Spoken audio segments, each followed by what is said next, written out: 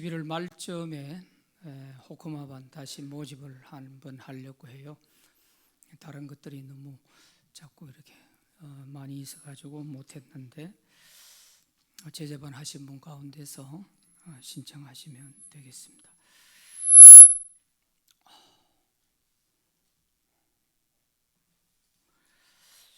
자, 오늘은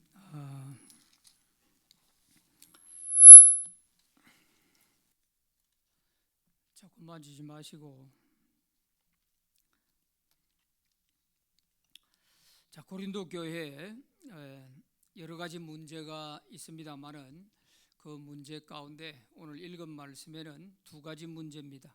하나는 교회에서 공적 예배를 드릴 때에 여성들이 머리에 수건을 쓰는 문제, 이것을 써야 되냐 안 써야 되냐 하는 문제예요. 그래서 아마 여성들이 왜 우리만 써야 되냐 하고 아마 여기에 대해서 좀 많이 거부하는 사람들이 있었던 것 같아요. 그래서 이 문제를 바울에게 질문을 해서 답을 얻고자 했던 것이고, 또 한 가지는 성찬 문제입니다. 성찬을 하는데 이게 성찬인지 예찬인지 구분이 안 갈 정도로 그런 성찬이 됐어요. 그래서 이거는 성찬도 아니다 그러면서 성찬을 제대로 하라 하고 가르쳐주는 내용이 오늘 읽은 말씀에 있습니다. 2절부터 16절까지가 머리에 수건 쓰는 문제에 대한 것입니다. 자, 1번 문제 읽어봅니다. 시작. 사도 바울이 고린도 교인들이 알기 원했던 것은 무엇인가? 3절 말씀에 보면 수건 문제에 대해서 답을 하면서 먼저 얘기하는 것이 바로 이것입니다. 그러나 나는 너희가 알기를 원하노니 각 남자의 머리는 그리스도요 여자의 머리는 남자요 그리스도의 머리는 하나님이시니라. 자, 이것은 뭘 의미하느냐 하면 머리에 수건 쓰는 문제를 답하기 전에 먼저 알아야 될 것이 하나님의 창조 질서를 먼저 알아야 된다, 그런 뜻입니다. 그래서 여기에 각 남자의 머리는 그리스도요 여자의 머리는 남자요 그리스도의 머리는 하나님이시라. 여기에 머리라는 말은 권세를 의미합니다. 그래서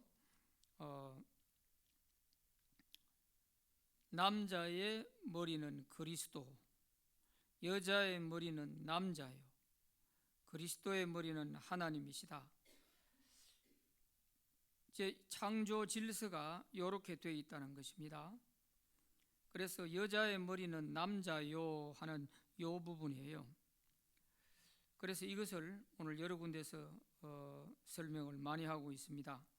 하나님이 남자를 먼저 창조하셨고 그 남자의 갈비뼈를 뽑아서 여자를 만들지 않았느냐. 그래서 창조 질서상으로 보면 여자의 머리가 남자다 하는 뜻이고, 그 여자의 머리가 남자라는 여기에 대해서 남자의 권세 아래에 여자가 있다 하는 그런 뜻에서 여자가 머리에 수건을 쓴다 하는 이 설명을 하려고 하는 것입니다. 그러나 남자는 머리에 쓰질 않는 거예요. 왜? 남자의 머리는 그리스도이기 때문에. 그래서 남자가 머리에 수건을 쓴다는 것은 그리스도를 욕되게 하는 것이다, 그렇게 4절에서 말씀하고 있죠. 그래서 창조 질서를 먼저 바울이 설명을 하고, 그리고 이제 이 권세에 대한 부분을 설명하려고 합니다. 자, 2번 문제 읽어봅니다. 시작. 고린도 교회 여자들이 공예배 때에 머리에 수건을 쓰지 않는 것에 관해서 바울의 견해는 어떠하냐 하는 것입니다. 야쉬막이라고 하는 하얀 수건을 머리에 얹어서 이렇게 예배를 드리는 것, 요즘 그 성당에 가면 여자들이 왜 너울 같은 걸 쓰지 않습니까? 그게 야시막이라고 해요. 그래서 이 야시막이라고 하는 이 수건을 쓰는 것에 대해서 여성들이 아마 안 쓰는 사람들이 있어가지고 이것이 교회에 조금 문제가 된 것 같아요. 그래서 5절에 보면 무릇 여자로서 머리에 쓴 것을 벗고 기도나 예언을 하는 자는 이렇게 나와요. 벗고 기도나 예언을 하는 자는 하는 이런 걸 보면 아마 이걸 쓰지 않고 그렇게 하는 사람들이 있었던 것 같아요. 그런 것은 그 머리를 욕되게 하는 것이다, 이렇게 설명하고 있어요. 자, 여기에 중요한 것은 그 2절 말씀에도 보면 바울이 내가 너희에게 전하여 준 대로 그 전통을 너희가 지킴으로 너희를 칭찬한다. 전통이라는 말이 나와요. 전통. 그래서 이 수건을 쓰고 안 쓰고 하는 문제가 구원과는 아무 상관이 없습니다. 구원과는 상관이 없고 그 당시 사회 풍습과 또 교회 풍습이 있었기 때문에 그래서 이 문제를 다루는 것이지 이것이 구원 못 받는다 이렇게 중요한 문제는 아니에요. 하나의 이거는 생활 풍습의 문제고 또 문화적인 문제죠. 그래서 그 문화적인 수준이 어느 정도 사회 그 문화 수준이 이제 좀 달라지면 교회 문화 수준도 이런 거는 얼마든지 수용하고 달라질 수가 있죠. 그러나 이 당시에는 그게 받아들일 수 있는 그런 여건이 안 됐던 것 같아요. 그러니까 교회에서도 이 수건을 쓰도록 하라 이렇게 바울이 결론을 내리고 있거든요. 그래서 이것은 하나의 문화적인 문제지 결코 구원의 문제와 연관되는 것은 아니다. 그런 점에서 오늘 그럼 우리도 이걸 써야 되냐 말아야 되냐 이런 문제를 다뤄야 되잖아요. 그런데 이런 거는 우리 문화하고 아무 상관이 없으니까 이 당시 고린도 사회에 있었던 하나의 그 사건을 우리가 보고 있는 것이죠. 그래서 문화적인 문제는 구원과 상관이 없기 때문에 그래서 이것이 뭐 우리 신앙생활에 해를 끼친다 그것도 아니고요. 단지 하나의 문화적인 문제이기 때문에 이런 것 때문에 오히려 복음에 걸림돌이 되거나 또 복음 전파에 방해가 되면은 안 된다 하는 것입니다. 이 당시 헬라 사람들 또 그 헬라 시대에 그런 영향을 받은 사람들 이런 사람들은 여자들이 수건을 쓰는 게 교회 안에서만 교회 올 때 쓰는 것만이 아니에요. 사회 바깥에서도 어떤 모임에 가거나 하면 여성들이 수건을 썼다고 그래요. 그러는데 교회 예수 믿는 사람들은 그걸 안 쓰더라 이렇게 되면 안 믿는 사회 사람들로부터 교인들의 그 인식이 어떻게 되겠어요? 저 이상하다. 응? 저 교회 여자들이 가서는 안 되겠구나. 이렇게 되어지면 복음의 장애가 되는 거죠. 복음에.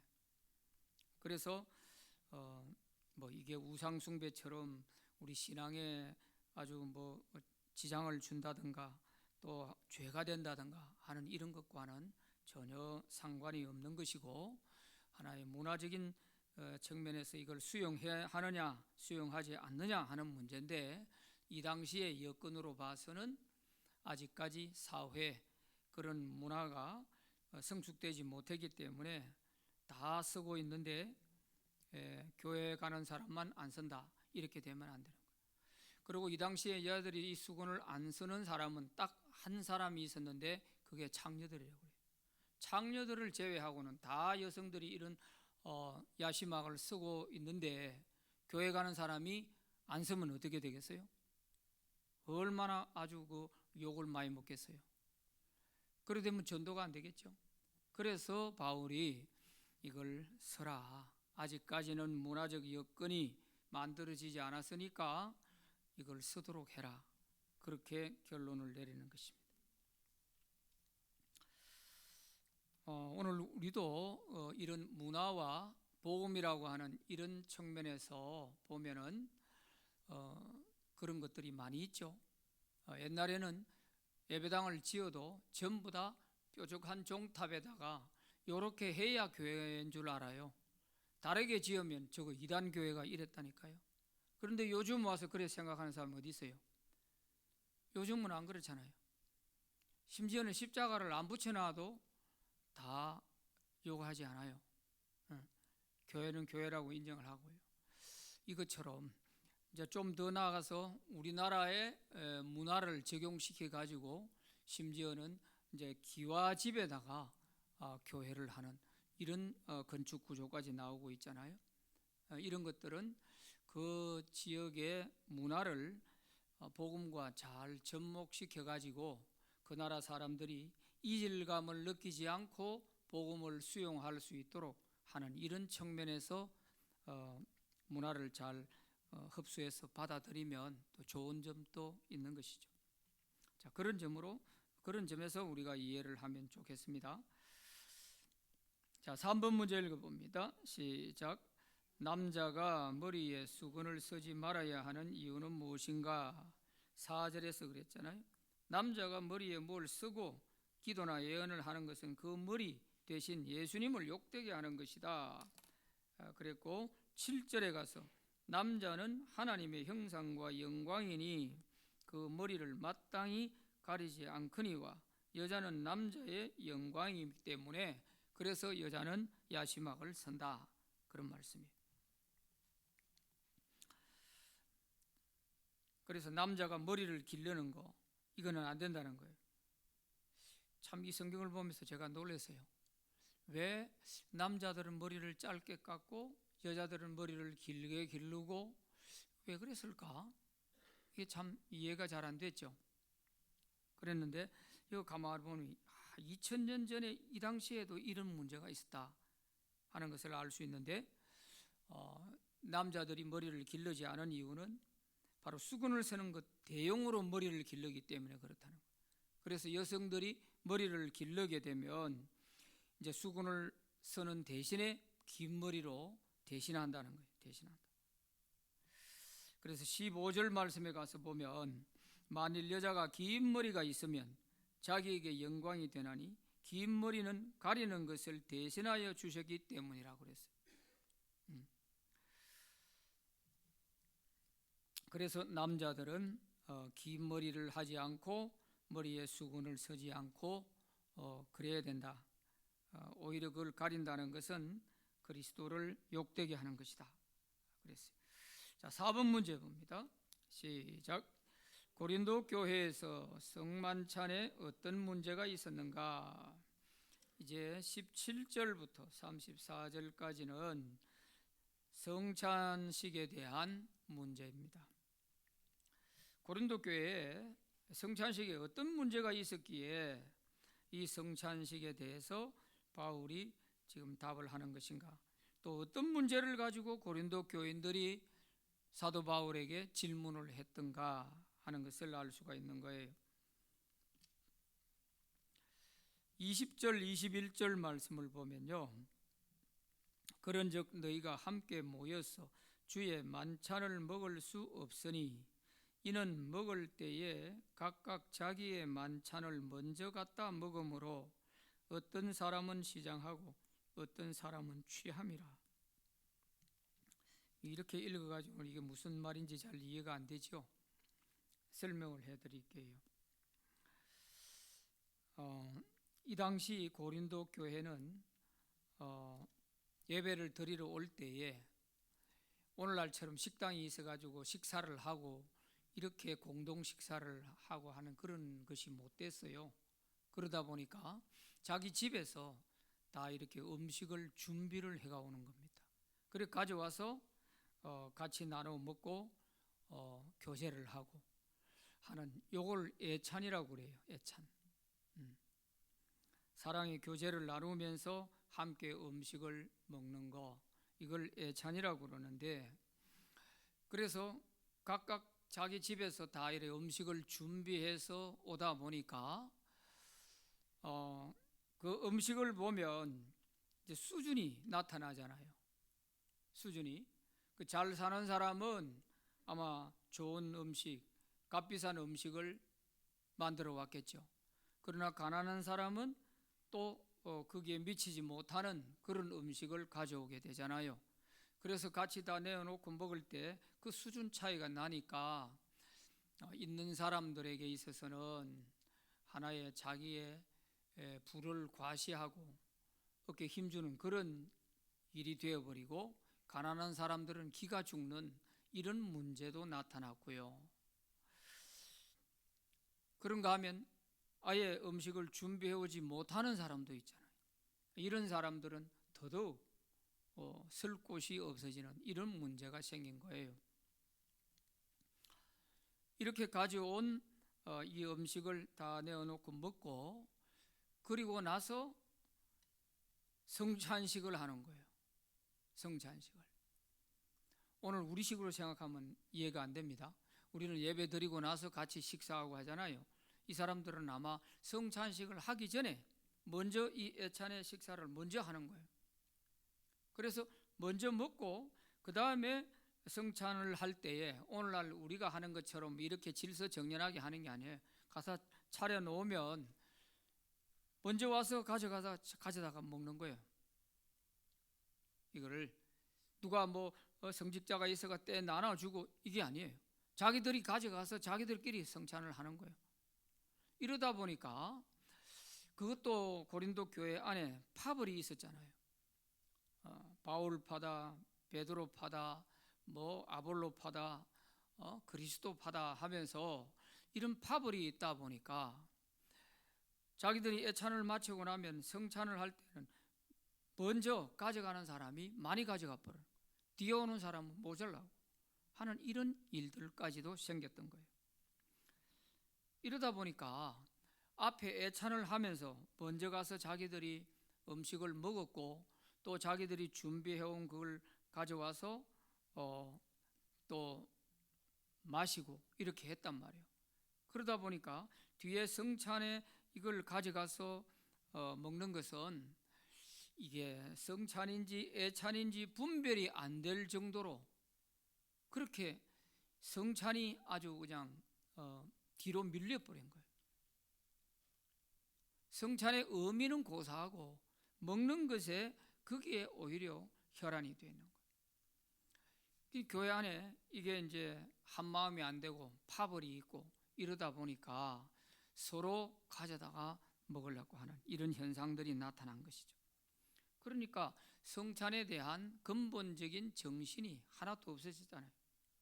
예수님은 자기의 살과 피를 나누어 주는 이게 정말 그 성찬인데, 그런 정신은 하나도 없어지고 이렇게 먼저 갖다 먹기만을 하려고 하는 이런 성찬이 되니까 이게 무슨 성찬식이냐, 그렇게 사도 바울이 꾸짖고 있는 것이죠. 그래서 이 성찬이 아니었다 하는 것을 볼 수가 있어요. 그러니까 보세요. 거기 자기의 만찬을 먼저 갖다 먹음으로 어떤 사람은 시장하고 어떤 사람은 취했다. 먼저 가져가 많이 먹은 사람은 술에 취해가 해롱해롱하고 뒤에 하는 사람은 마실 게 없고 그렇게 되는 거예요. 이제 이런 문제가 되니까 바울이 이거 도대체 이게 어떻게 성찬이냐 그렇게 지적을 합니다. 22절에 보면 너희가 먹고 마실 집이 없느냐, 너희가 하나님의 교회를 업신여기고 빈궁한 자들을 부끄럽게 하느냐. 가난한 사람들이 쓸 곳이 없는 거예요. 자기들은 애찬을 할 때 음식을 가져와야 되는데 가져오지도 못하고, 그런데 성찬마저도 이제는 먹을 게 없고 이렇게 되어버리면 어찌 되겠어요? 이게 교회라고 하기가 어려울 정도가 되어버렸잖아요.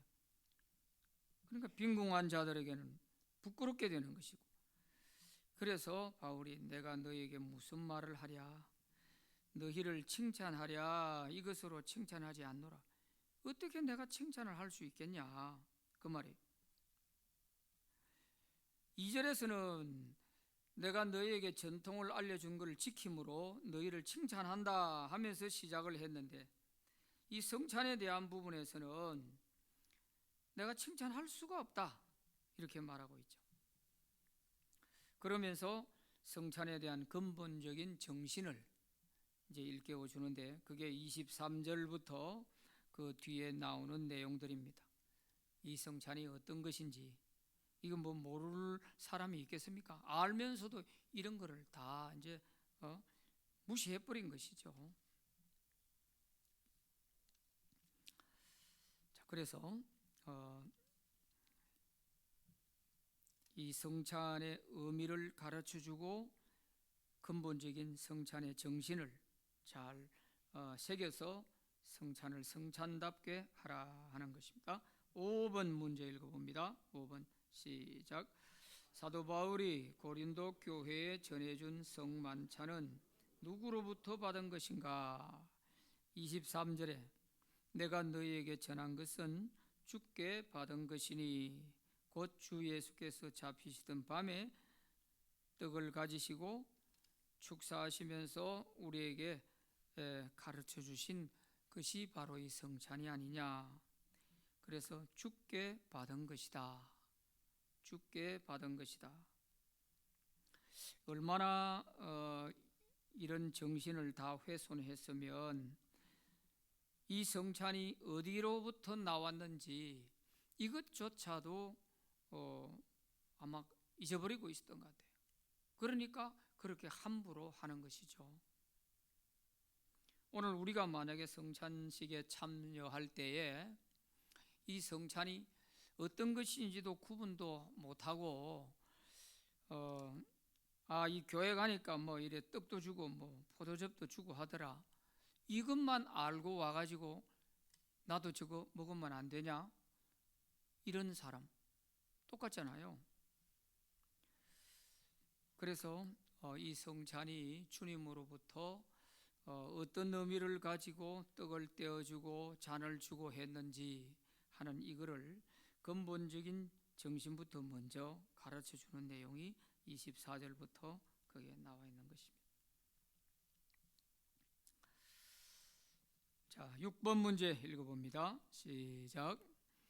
떡과 잔은 무엇을 상징하며 우리가 기념할 것은 무엇인가? 24절 25절 같이 읽어봅니다. 시작.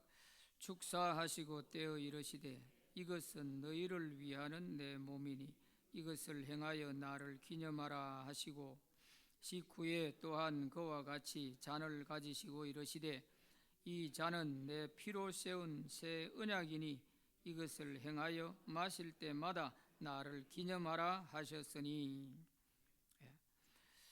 자, 여기에서 떡과 잔은 뭘 상징하는 거예요?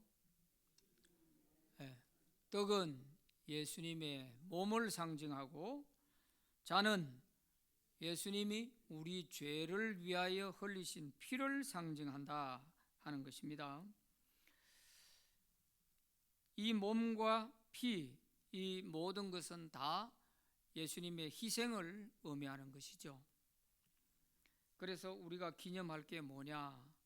예수님이 우리를 죄에서 구원하시기 위해서 그가 고난 받으시고 희생하여 돌아가신 이것을 기념해야 된다 하는 것입니다. 기념하라 한다 해서 이 기념을 우리가 무슨 어떤 기념식을 하는 것처럼 그런 기념으로 생각하면 안 되고요. 여기에 기념하라 하는 이 말은 상기시켜서 기억해라 그런 뜻입니다. 상기시켜서 기억해라, 잊지 말고 기억해라. 뭘 상기시켜야 되겠어요?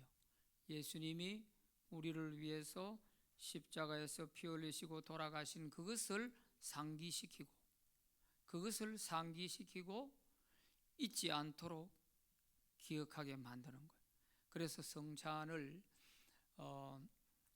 자주 하는 것은 예수님의 그 십자가를 우리가 잊고 살기 때문에, 그래서 가끔씩 이 성찬을 통해서 다시금 예수님의 그 십자가를 상기시키고 우리가 기억하게 하는 것이, 그게 바로 성찬식입니다.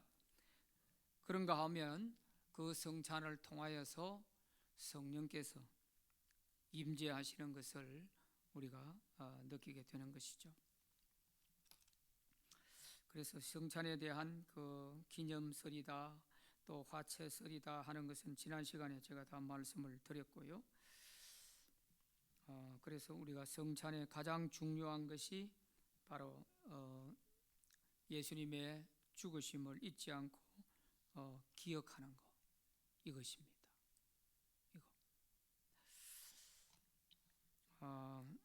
우리가 성찬식 할 때 가끔 동영상으로 패션 오브 크라이스트라고 하는 그 영화에 나오는 한 부분을 이렇게 잘라서 보여드리고 그렇게 했는데, 이제 그게 저작권 침해법이 있어서 그래서 그거를 보여주다가 중단을 했어요.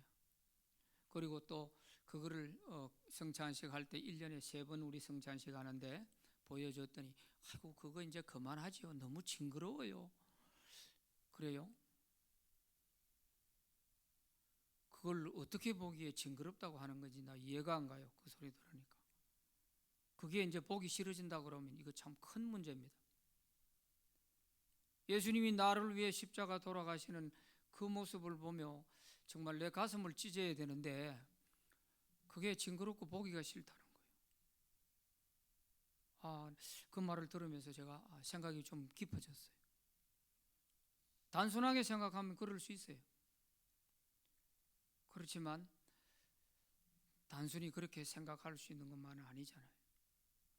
실제 모습은 아니지만 예수님이 저렇게 나를 위해 고난받으시고 돌아가셨을 것이다 하는 이거를 상상하면서 우리가 주님을 한 번 더 기억하게끔, 우리 마음에 깊이 새기게끔 하는 그것이죠.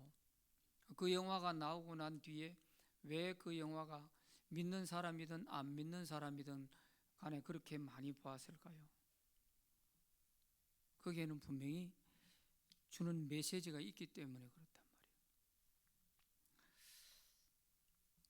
그래서 우리는 꼭 잊지 말아야 하는 겁니다. 그리고 또 한 가지는 성찬 때에 지금 우리 법을 자꾸 우리 총회가 자꾸 바꿔요. 자꾸 바꾸어가지고 이게 정말 또 한 10년 지나봐야 이게 잘 된 건지 못 된 건지 좀 이제 증명이 되겠죠. 지금 성찬에 아이들도 다 참여하게 하잖아요. 아동부 아이들, 유치부 아이들까지, 유아 세례 받은 아이들까지도 성찬에 다 참여하게끔 그렇게 법을 바꿨어요. 과연 그 아이들이 예수님의 십자가의 의미를 알까요? 알고 그것을 떡과 잔을 받을 수 있을까요? 이 부분은 우리가 좀 깊이 생각해야 될 부분이에요. 총회가 법을 그래 바꾼다 해가지고 우리가 무조건 다 따라가야 된다, 따라갈 것도 있지만 이런 부분들은 개인에게 책임이 또 주어져 있어요. 개인에게. 정말 내 아이에게 아무것도 모르면서 이 떡과 잔을 먹여야 될까? 여러분이라면 어떻게 생각하겠어요? 의미도 모르고 법이 이제 먹어도 된다고 하니까 먹어도 돼, 먹어도 먹어 이렇게 하는 것이 잘하는 것일까요? 아니면 집에서 아이에게 충분히 이 의미를 가르쳐가지고 성찬 때는 이런 거야 하고 이렇게 먹여야 될까요? 이제는 법 바꿨다고 먹어도 된다 이렇게 하다가는 내 아이들에 대한 영혼을 죽일 수가 있어요. 오늘 성경 말씀해 보세요. 이게 그냥 쉽게 생각할 게 아니라니까요. 저는 이런 것들이 참 걱정이 좀 돼요. 그래서 이제는 부모들에게 이제 책임이 많이 주어졌고, 또 교회에서 아동부나 유치부를 가르치는 사역자들에게 책임이 커요. 제가 가르칠 수 있는 그게 아니잖아요.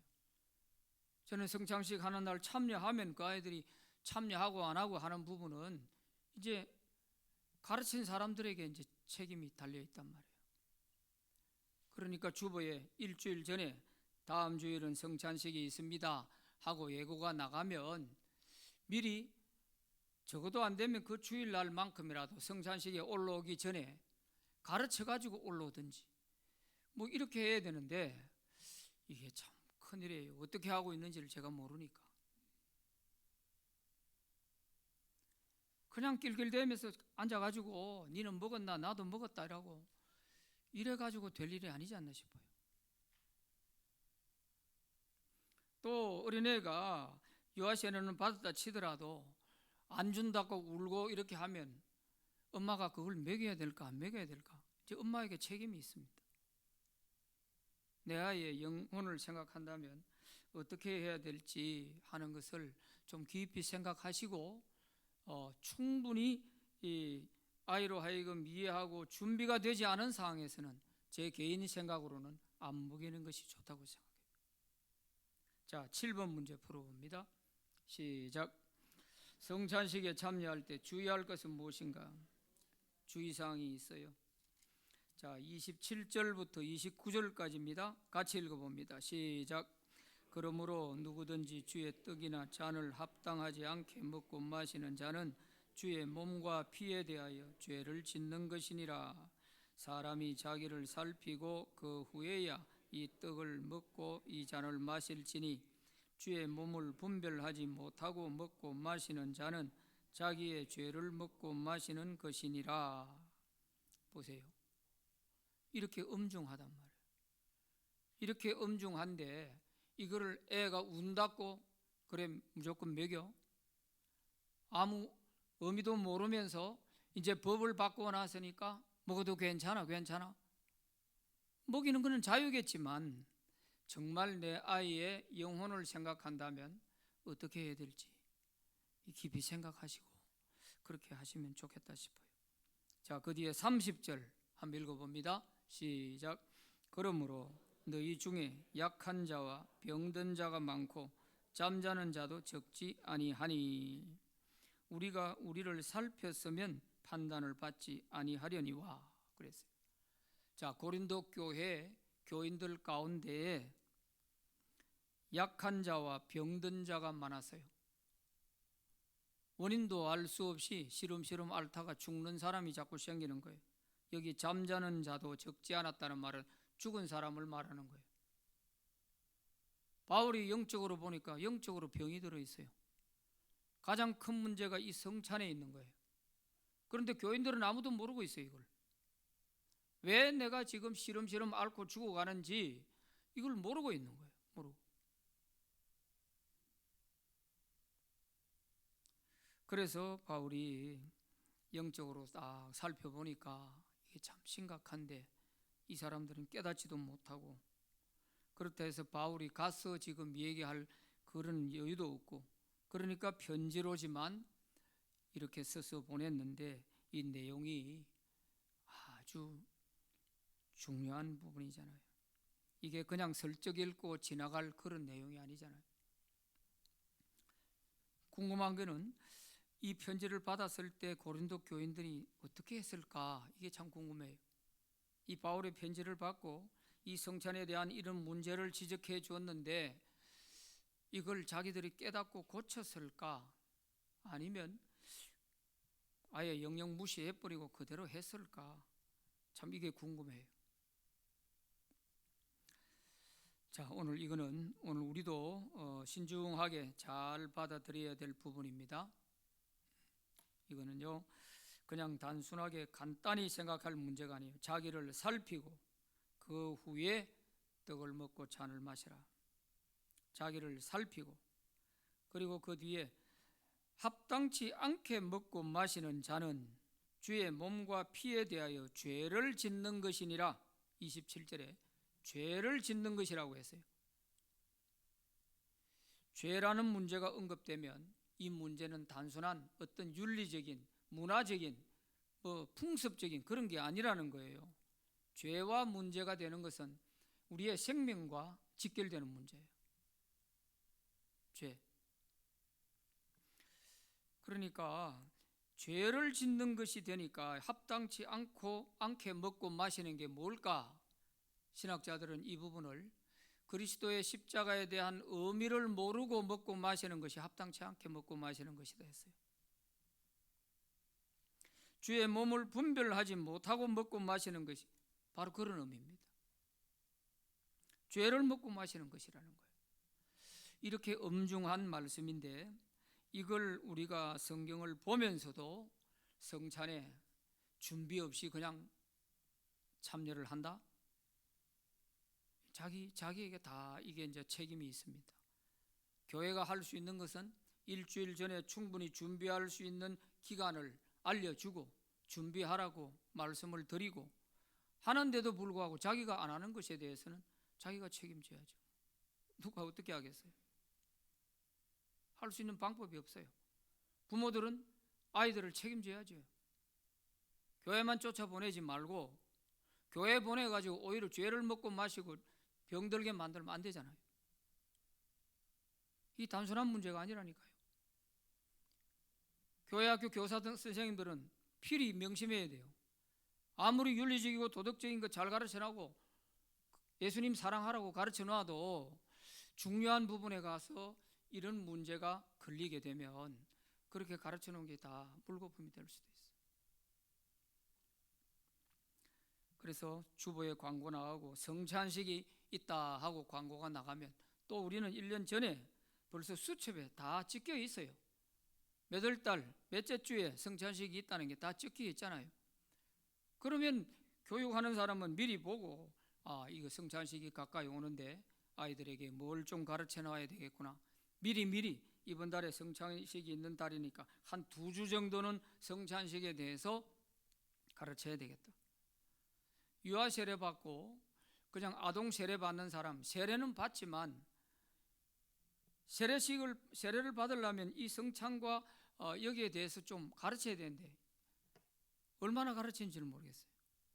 시험은 치는데 보면 시험은 다 80점, 90점, 100점이에요. 그래서 참 우리가 이런 영적인 교육에 대해서는 조금 우리가 경각심을 가지고 좀 신중하게 해 나가야 되겠다 생각이 됩니다. 특히 아이들 교육에 있어서 특히 그렇게 좀 하시고 어른들에 대해서는 제가 그만큼 많이 얘기를 해요. 좀 심하다 싶을 정도로 제가 얘기를 해요. 성찬식을 거행하면서도 준비가 안 된 사람 참여 안 하는 것도 괜찮습니다. 이 소리까지 제가 해요. 그 앞주에 결석하고 성찬식이 있는지도 몰라서 헐레벌떡 뛰어보니까 주보 보니까 오늘 성찬식 있네? 이렇게 해가지고 참여한단 말이에요. 하는 건 자유입니다. 그러나 준비 안 된 상황에서 떡과 잔을 먹고 마셨을 때 그 결과에 대한 부분은 자기에게로 돌아가는 거예요. 제발 죄를 먹고 마시는 것이 되지 않아야 되는 것이고 주의 몸과 피에 대해서 죄를 짓는 것이 되지 않아야 되는 것입니다. 유도하지 못하는 시름시름 앓고 병들어 죽어가는 이런 사람이 우리 교회에서 있어서는 안 되잖아요.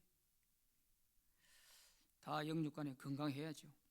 그래서 오늘 이 부분은 그저 단순히 짚고 넘어갈 문제가 아니다 그런 생각이 들어서 오늘 제가 말씀을 드립니다. 좀 첫째는 자기 자녀들 책임지시고 또 구역장님들은 자기 구역 안에 있는 식구들 성찬식이 다음 주일 있는데 알지도 못하고 있는 사람이 있으면 미리 반드시 전화해 주어서 알려줘야 돼요. 준비하고 안 하고는 자기가 할 것이지만 알려주는 데까지는 우리 맡은 자들에게 책임이 있어요. 그래서 권차례 때도 제가 전화 좀 해드리라 그러고 좀 알려줘야 된다 그러고 성찬식이 있으니까 빠지면 안 되고 꼭 나오셔야 된다고 허락하고 이렇게 노래처럼 부르는 이유가 있어요. 이게 단순한 게 아니기 때문에 그래요. 그냥 교회에서 슬쩍 하고 지나갈 수 있는 그런 의식이 불과하다면 뭐 해도 되고 안 해도 되고 그래요. 그렇지만 이건 의식이 아니잖아요. 어떻게 보면 우리 기독교의 가장 핵심이 될 수 있는 부분이에요. 이걸 이해하지 못하고 그리스도인은 될 수가 없거든요. 그래서 좀 우리 모두가 우리 신광교회 성도들 모두가 좀 여기에 대한 경각심을 가지고 그저 가까이 지내는 사람이 있다 할지라도 모르고 있으면 알려줘서 이번 주일날 성찬식이 있단다. 우리 기도하고 준비하고 참여해야 돼. 이렇게 한마디 던져주는 것이 한 영혼을 살리는 겁니다. 영혼을. 그래서 우리 신광교회는 모두가 다 영육간에 건강하게 되시기를 바랍니다. 기도합시다. 하나님 아버지 감사합니다. 이 시간 하나님께서 일러주신 고린도 교회 문제를 보면서 오늘 우리 자신들에게 주어진 문제들을 생각합니다. 하나님 아버지, 문화적인 문제로 인하여서 우리가 복음에 장애가 되는 일이 없게 하시고, 또 성찬에 있어서 이것이 정말 은혜 받는 가장 귀한 수단이 되는 것이 아니라 도리어 죄를 먹고 마시는 이런 것이 되지 아니하도록 항상 깨어서 우리가 잘 준비된 상황에서 은혜가 넘치는 그런